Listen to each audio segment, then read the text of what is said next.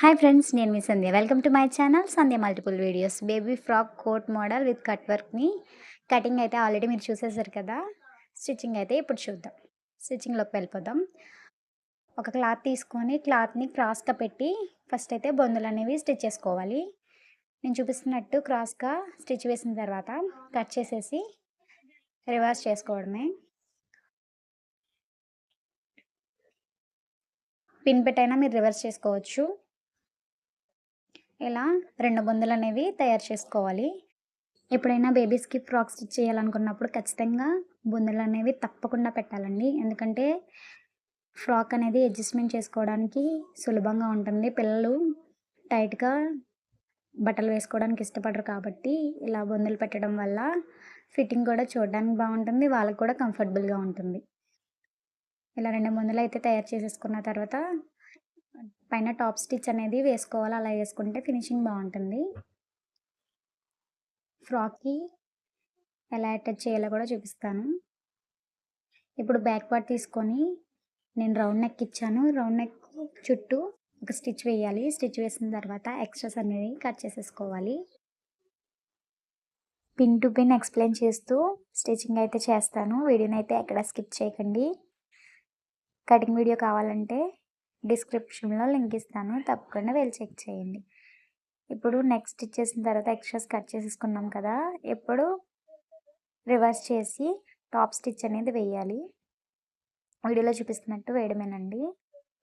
ఎప్పుడైనా main cloth ఉంటుంది కదా ఫ్యాబ్రిక్, ఆ పైన లైనింగ్ అనేది పెట్టాలి. మెయిన్ ఫ్యాబ్రిక్ రైట్ సైడ్ ఉండంగానే మనం లైనింగ్ వేసుకొని నెక్ చుట్టూ స్టిచ్ వేసి అప్పుడు రివర్స్ చేసుకోవాలి. నెక్కి టాప్ స్టిచ్ వేసిన తర్వాత లైనింగ్ మెయిన్ ఫ్యాబ్రిక్ని కలిపి జాయిన్ చేసుకోవడమే. సించులు రాకుండా డాట్స్ ఎలా వేయాలి, తర్వాత బొందులు అనేవి ఎలా అటాచ్ చేయాలో చూపిస్తాను. నేను చెప్పే చిన్న చిన్న టిప్స్ యూస్ చేస్తూ బిగినర్స్ కూడా చాలా ఈజీగా స్టిచ్చింగ్ చేయొచ్చండి. వీడియోని పూర్తిగా చూడండి. మన ఛానల్ని ఫస్ట్ టైం చూస్తున్నట్టయితే మన ఛానల్లో మల్టిపుల్ వీడియోస్ అనేవి పోస్ట్ చేస్తూ ఉంటానండి. మన ఛానల్లో tailoring videos, cooking videos, vloggings, తర్వాత బ్యూటీ టిప్స్ అనేవి నేను షేర్ చేస్తూ ఉంటాను. ఫస్ట్ టైం చూస్తున్న వాళ్ళకి తెలియదు కదా, ప్రతిసారి వీడియోస్లో ఈ మాట చెప్తున్నాను, బోరింగ్గా ఉండదనుకోకండి. ఇప్పుడు స్టిచ్ చేసాం కదా, బ్యాక్ పార్ట్ రెడీ అయిపోయింది. మిడిల్లో ఫోల్డ్ చేసి 2 లైన్స్ అయితే వచ్చేలాగా మిడిల్కి నేను స్టిచ్ చేసి అప్పుడు కట్ చేసుకున్న. అలా చేయడం వల్ల సించులు అనేవి రావు. ఇప్పుడు బొందులు నేను ప్లేస్ చేసినట్టు అలా ప్లేస్ చేసి మీరు షోల్డర్ దగ్గర నుంచి పట్టుకొని డాట్స్ అనేవి వేస్తే నీట్ ఫినిషింగ్ అనేది వస్తుంది. ఫస్ట్ జాయిన్ చేశాను కదా, నెక్స్ట్ కూడా జాయిన్ చేసి చూపిస్తున్నాను. 2 స్టిచెస్ అయితే వేస్తున్నాను, ఎందుకంటే స్ట్రాంగ్గా ఉంటుందని చెప్పేసి. ఉక్సులు పట్టి, కాజా పట్టి ఎలా స్టిచ్ చేయాలో చూద్దాం. ఉక్సులు పట్టి అనేది ఇప్పుడు రైట్ సైడే ఉంటుంది. కాజా పట్టి ఇప్పుడు లెఫ్ట్ సైడ్ ఉంటుంది. కాజా పట్టి స్టిచ్ చేసేటప్పుడు లైనింగ్ క్లాత్ తీసుకుంటాం. ఆ క్లాత్ని లోపల నుంచి స్టిచ్చింగ్ అనేది వేయాలి. వీడియోలో చూపిస్తున్నాను. నా మాట్లాడుతూ ఇటుగా ఉన్నా కానీ వీడియో అనేది చూస్తూ ఉండండి, మీకు అర్థమవుతుంది. స్టిచ్ చేసిన తర్వాత మళ్ళీ రివర్స్ చేసి ఫోల్డ్ చేసుకోవడమేనండి. డబుల్ ఫోల్డింగ్ చేసుకొని స్టిచ్ వేయాలి. మిడిల్లో కూడా ఒక లైన్ ఫామ్ అయ్యేలాగా ఒక స్టిచ్ వేయాలి. అలా వేయడం వల్ల కాజాలు ఎక్కడ వేయాలో నీట్గా తెలుస్తుంది. ఇప్పుడు ఉక్సులు పట్టి ఎలా స్టిచ్ చేయాలో చూద్దాం. ఉక్సులు పట్టిని బయట నుంచి క్లాత్ని ప్లేస్ చేసి స్టిచ్చింగ్ అనేది వేయాలి. స్టిచ్ వేసిన తర్వాత సేమ్ డబుల్ ఫోల్డింగ్ చేసి లోపల స్టిచ్ వేసుకోవడమేనండి. కాజా పట్టి అయితే కనుక బయట నుంచి స్టిచ్ చేయాలి. ఉక్సులు పట్టి అయితే లోపల నుంచి స్టిచ్చింగ్ అనేది వేయాలండి, అంతే. బ్యాక్ పార్ట్ ఎలా అయితే స్టిచ్ చేసామో ఫ్రంట్ పార్ట్ కూడా అలానే స్టిచ్ చేసేసుకున్న తర్వాత కోట్ అనేది ఎలా రెడీ చేసుకోవాలి ఇప్పుడు చూద్దాం. ఫస్ట్ క్యాన్వాస్ పేపర్ తీసుకోవాలి. డబుల్ ఫోల్డింగ్ చేసుకొని ఒక చిన్న షేపర్ తీసుకొని రౌండ్ షేప్ వచ్చేలాగా డ్రా చేసుకొని కట్ చేసుకోవాలి. షేపర్ ఏదైనా పర్వాలేదండి. మీకు ఏ సైజులో కావాలంటే ఆ సైజులో ఒక చిన్న పిల్లలు ఆడుకునే టాయ్‌తో అయితే నేను ఎలా డ్రా చేయాలో ఒక వీడియో చేశాను. వీడియో లింక్ కూడా మీకు డిస్క్రిప్షన్‌లో ఇస్తాను. ఏదో ఒకటి రౌండ్ షేప్ ఉంటే సరిపోతుందండి. ఆ షేపర్ తీసుకొని రౌండ్ షేప్ వచ్చేలాగా కట్ చేసుకోవాలి. ఇప్పుడు పళ్ళు పార్ట్ ఉంది కదా! పళ్ళు పార్ట్ బాడీకి ఎంతైతే సరిపోతుందో అంత ముందుగానే నేను కట్ చేసి పెట్టుకున్నాను. కటింగ్ వీడియోలో చూపించాను కదా! పళ్ళు పార్ట్ రైట్ సైడ్ ఉంటది కదా! రైట్ సైడ్ పైన లైనింగ్ వేసుకొని కట్ వర్క్ క్యాన్వాస్ పేపర్ మీద రెడీ చేసుకున్నాం కదా!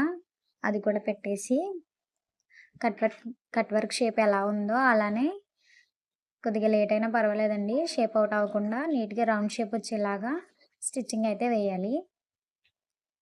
మనం ఆల్రెడీ డబుల్ ఫోల్డింగ్ మీద క్యాన్వాస్ పేపరు వేసి మనకు కావాల్సిన దగ్గర కట్ చేసుకున్నాం కదా! దాన్ని మిడిల్‌లోకి సెపరేట్ చేసుకుంటే అటువైపున, ఇటువైపున సరిపోతుందండి. అది ఎంత తీసుకోవాలి అంటే మనం బాడీకి ఎంత సరిపోతుందో ఆల్రెడీ పళ్ళు పార్ట్ డివైడ్ చేసుకున్నాం కదా! ఆ డివైడ్ చేసిన పార్ట్స్‌కి మనం క్యాన్వాస్ పేపర్ మీద కట్ వర్క్‌ని డివైడ్ చేసాం కదా! సేమ్ అది ఎంత ఉందో అంతనే తీసుకుంటే సరిపోతుంది.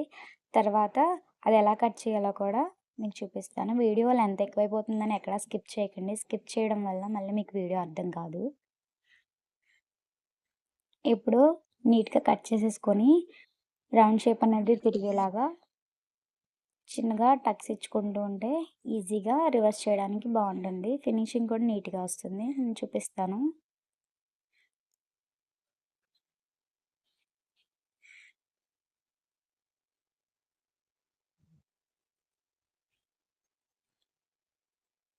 చూసారు కదా! నీట్‌గా రివర్స్ చేసేసాం. ఇప్పుడు టాప్ స్టిచ్ వేయాలి. నిదానంగా వేసుకోండి.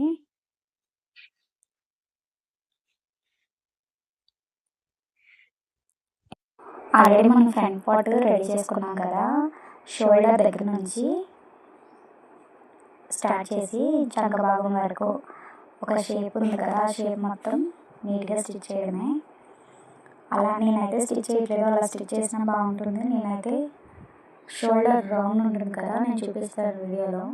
నాకు పైన షోల్డర్ దగ్గర బోర్డర్ వచ్చేసింది. ఆల్రెడీ బోర్డర్ వచ్చేసింది కాబట్టి నేను చంక భాగంలోనే అటాచ్ చేస్తున్నాను. మీరు కావాలంటే షోల్డర్ దగ్గర నుంచి కూడా అటాచ్ చేసుకోవచ్చు. నేను థంబ్నెయిల్‌లో పెట్టాను కదా! పిక్ నీట్‌గా చూడడానికి అర్థమవుతుంది. అదైతే షోల్డర్ దగ్గర నుంచి అటాచ్ చేశాను. ఇది చంక భాగం దగ్గర నుంచి అటాచ్ చేశాను. ఇదిగో చూపిస్తున్నాను కదా! అలా వీడియోలో చూపిస్తున్నట్టు షోల్డర్ దగ్గర నుంచి డైరెక్ట్‌గా అటాచ్ చేసుకోవచ్చు. లేదు అంటే కనుక నేను చూపిస్తున్నట్టు కూడా అటాచ్ చేసుకోవచ్చు. అంటే సేమ్ క్లాత్ పళ్ళు పార్ట్ కలర్ షోల్డర్ దగ్గర కలర్ ఒకటే ఉందని చెప్పేసి నేను ఇలా డిఫరెంట్గా ట్రై చేశాను. ఇలా ట్రై చేయాలనుకుంటే కనుక ఇది కూడా క్రాస్గా పెట్టాలి. వీ నెక్ కోట్ అనేది వీ షేప్లో రావాలి. నేను చూపిస్తున్నట్టు అలా ప్లేస్ చేసి స్టిచ్చింగ్ అనేది వేసుకోవాలి. ఇప్పుడు నేను లేస్ అనేది అటాచ్ చేస్తున్నాను. మీకు ఇష్టమైతే లేస్ యాడ్ చేసుకోవచ్చు, లేదంటే లేదు. రెడీమేడ్ ఫ్రాక్లో ఉండాలనుకుంటే అవసరం లేదు. కస్టమర్ లేస్ కావాలని చెప్పారు కాబట్టి నేను లేస్ అనేది అటాచ్ చేశాను, లేదంటే అవసరం లేదు. అంతేనండి, ఫ్రంట్ పార్ట్ అనేది రెడీ అయిపోయింది. ఇప్పుడు ఫ్రంట్ డాట్స్ కూడా వేసుకోవాలి. బ్యాక్ డాట్స్ ఆల్రెడీ వేసాం కాబట్టి ఇప్పుడు సేమ్ బ్యాక్ డాట్స్ ఎలా అయితే స్టిచ్ చేసామో అలానే ఫ్రంట్ డాట్స్ కూడా స్టిచ్ చేయడమే. షోల్డర్ దగ్గర పట్టుకొని ఇప్పుడు వీడియోలో చూపిస్తున్నట్టు స్టిచ్చింగ్ అనేది వేసుకోవడమే. 2 ఇంచెస్ వరకు స్టిచ్ చేస్తే సరిపోతుంది. ఇప్పుడు కిందన బాక్స్ ప్లీట్స్ అయితే ఈ ఫ్రాక్కి పెడుతున్నాను. వీడియో కనుక మీకు నచ్చినట్టయితే తప్పకుండా లైక్ చేయండి.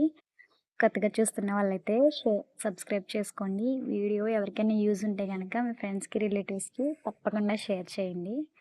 మీకు ఏమైనా ఇంకా డౌట్స్ ఉంటే కామెంట్ సెక్షన్లో కామెంట్ చేయండి. ఇప్పుడు డాట్స్ అయితే వేసేసుకున్నాం కదా! ఇలా ఉంది ఫ్రంట్ పార్ట్. బ్యాక్ పార్ట్ తీసుకొని రివర్స్లో పెట్టి షోల్డర్ దగ్గర స్టిచ్చెస్ అయితే వేసేసుకోవాలి. 2 స్టిచ్లు వేసిన తర్వాత ఖర్చు భాగంలో కూడా చివరన స్టిచ్చింగ్ అనేది వేస్తే నీట్‌గా ఉంటుంది. అలా వేసి ఎక్స్‌ట్రాస్ అనేవి కట్ చేసేయాలి. 2 పక్కల అలానే స్టిచ్ చేసుకున్న తర్వాత బ్యాక్ పార్ట్ ఉంటది కదండీ! ఖర్చు కూడా బ్యాక్ సైడే ఉండేలాగా చూసి పైన ఒక స్టిచ్ చేయాలి. ఇప్పుడు వీడియోలో చూపిస్తాను చూడండి. ఎలా స్టిచ్ చేసుకుంటే సేమ్ రెడీమేడ్ ఫ్రాక్ లాగా ఉంటుంది. బావుంటుంది.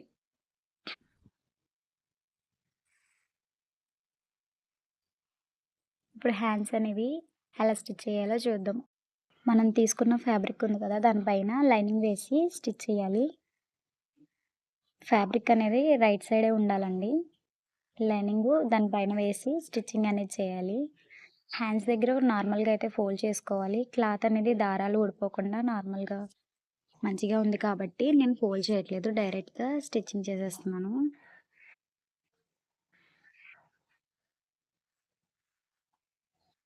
2 హ్యాండ్స్ అలానే స్టిచ్ చేసుకోవాలి. ఎక్సెస్ అనేవి కట్ చేసేసిన తర్వాత నేను బుట్ట హ్యాండ్స్ అనేవి పెడుతున్నాను.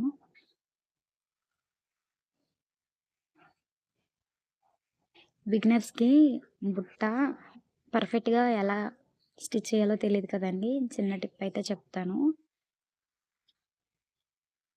ఇప్పుడు మిడిల్‌లో పట్టుకొని హ్యాండ్‌కి మిడిల్‌లో ఒక డాట్ పెట్టుకోవాలి.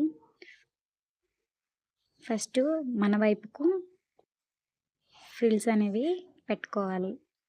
అలా 2, 3 పెట్టుకున్న తర్వాత ఆపోజిట్ వైపు అనేవి ఫ్రిల్స్ ఉండాలి. అంతేనండి. తర్వాత కింద కూడా సేమ్ మన వైపు 4, 5 ఫ్రిల్స్ పెట్టుకున్న తర్వాత ఆపోజిట్ వైపు కూడా అలానే పెట్టుకోవాలి. బుట్ట ఎంత నీట్‌గా వచ్చిందో చూడండి ఒకసారి. హ్యాండు పైన అంటే షోల్డర్ దగ్గర వస్తది కదండీ! ఆ క్లాత్ కొంచెం హ్యాండ్ కన్నా కొంచెం ఎక్కువగా తీసుకోవడం వల్ల బుట్ట రౌండ్ షేప్ అనేది పర్ఫెక్ట్‌గా వస్తుంది. ఆల్రెడీ జాయిన్ చేసుకున్న తర్వాత క్లాత్‌కి ఎక్స్‌ట్రాస్ అనేవి కట్ చేసి ఇప్పుడు హ్యాండ్ ఎలా జాయిన్ చేయాలో చూపిస్తున్నాను. మిడిల్‌లో పట్టుకోవాలండి. మిడిల్‌లో పట్టుకొని షోల్డర్ దగ్గర నుంచి స్టిచ్చింగ్ అనేది వేస్తున్నాను. ఎందుకంటే ఎక్కువ తక్కువ అయినప్పుడు అటాచ్ చేసుకోవడానికి బావుంటుంది. ఎక్కువ తక్కువ కూడా సంక భాగంలో రాకుండా ఉంటుంది ఇలా జాయిన్ చేయడం వల్ల. చివర్లో జాయింట్స్ పడినా పర్వాలేదు కాబట్టి మిడిల్‌లో నుంచి షోల్డర్ మిడిల్‌లో నుంచి స్టార్ట్ చేసి ఇలా స్టిచ్ చేయడం వల్ల జాయింట్స్ దగ్గర కూడా చంక భాగం దగ్గర జాయింట్స్ అనేవి ప్లస్ ఆకారంలో పర్ఫెక్ట్‌గా వస్తుంది. ఇప్పుడు స్టిచ్ చేసిన తర్వాత డబుల్ స్టిచ్ అనేది వేస్తున్నాను.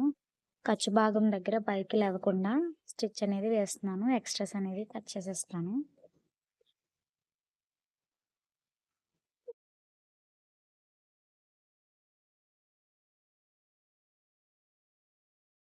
2 హ్యాండ్స్ కూడా స్టిచ్ చేసిన తర్వాత ఇప్పుడు వీడియోలో చూపిస్తున్నట్టు ఫోల్డ్ చేసేసి స్టిచెస్ అనేది వేసుకోవడమే. స్టిచ్‌కి మధ్యన పావించ్ అనేది గ్యాప్ ఉంటే సరిపోతుంది. నేను స్టిచ్ చేసిన తర్వాత ప్లస్ సింబల్ వస్తదని చెప్పాను కదండీ! అది ఎలా వచ్చిందో చూపిస్తాను చూసారా? ఎక్స్‌ట్రాస్ అనేవి ఏమీ లేవు. నీట్‌గా వచ్చింది. రివర్స్ చేసి చూపిస్తాను మీకు. 2, 3 స్టిచెస్ అనేవి వేసేసుకున్న తర్వాత ఎక్స్‌ట్రాస్ అనేవి కట్ చేసేసుకొని క్లాత్ కూడా ఫోల్డ్ చేసుకుంటే పిల్లలకి బావుంటుందండి. కంఫర్టబుల్‌గా వాళ్ళు వేసుకోవడానికి ఇష్టపడతారు. క్లాత్ అనేది బ్లౌజ్‌కైనా, ఫ్రాక్స్‌కైనా ఏవైనా ఫ్యాన్సీ శారీస్ ఇలా గిచ్చినట్టుగా ఏమన్నా ఉన్నప్పుడు మనం ఖచ్చితంగా ఇలా ఫోల్డ్ చేయడం వల్ల వాళ్ళకి ఇబ్బంది అనేది లేకుండా ఉంటుంది.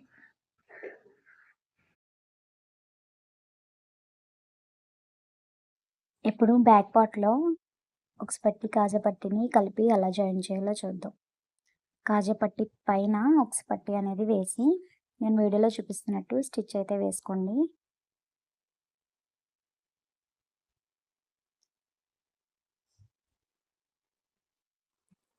ఒకదానికొకటి స్టిక్ అయ్యేలాగా స్టిచ్ చేసుకోవడమే. కొంచెం గ్యాప్ అనేది విడిచిపెడితే అక్కడ ఉక్సులనేవి లేదా బటన్స్ మనకు నచ్చినట్టు వేసుకోవచ్చు. రెడీమేడ్ ఫ్రాక్‌లా ఉండాలంటే ఇలా స్టిచ్ చేయడం వల్ల బావుంటుంది. ఇప్పుడు కిందన ఫ్రిల్స్ పెట్టాలి కదా ఫ్రాక్‌కి. లైనింగ్, ఒరిజినల్ ఫ్యాబ్రిక్ 2 కలిపి స్టిచ్ అయితే వేసుకోవాలి.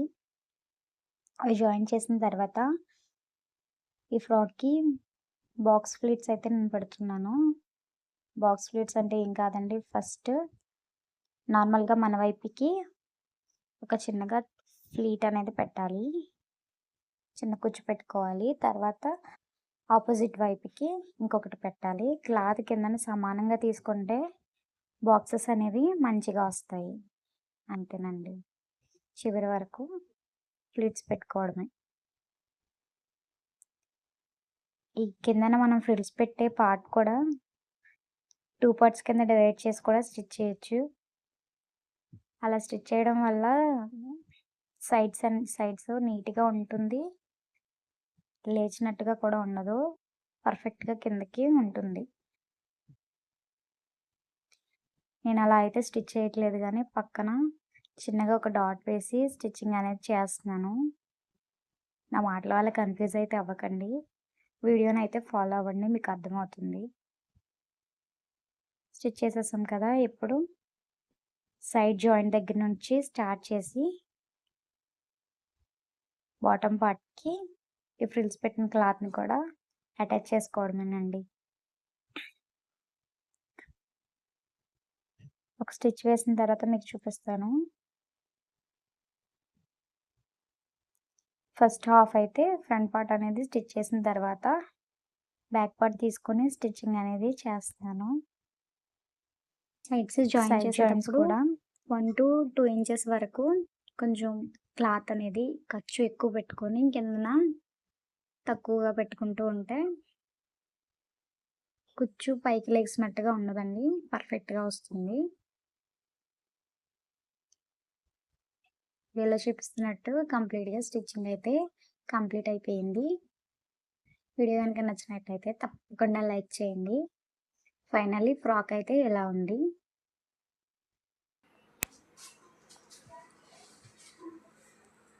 Thank you for watching.